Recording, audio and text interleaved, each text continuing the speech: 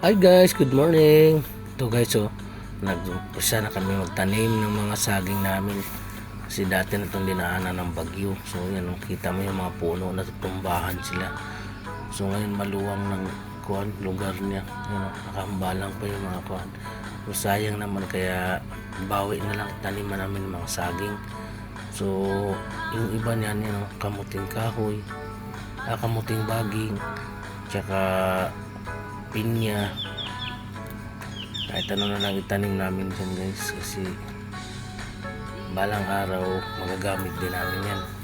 Kasi plano namin din mag-alaga ng mga hayop dyan, kasi maluwang ang mga lugar.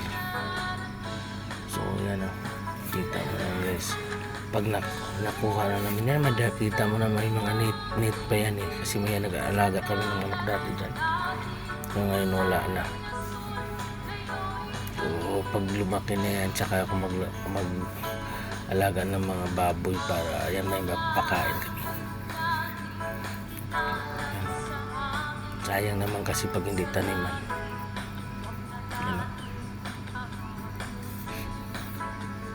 Maluwang naman din yung lugar na yan.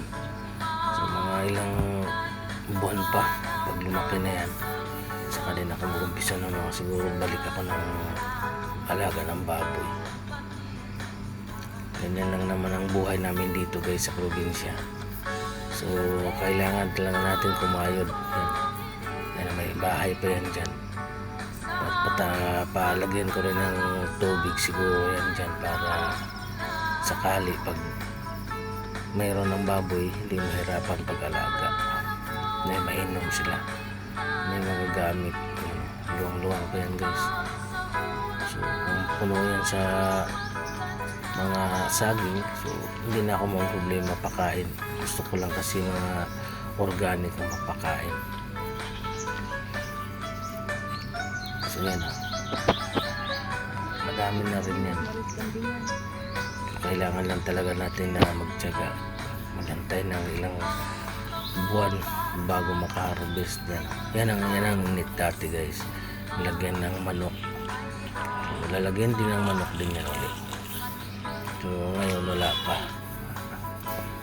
naubos, binibinta lahat. Ngayon banibago na naman yun. Unti-unti lang guys, para raos araw-araw yan. Yan ang talaga ng buhay dito sa probinsya.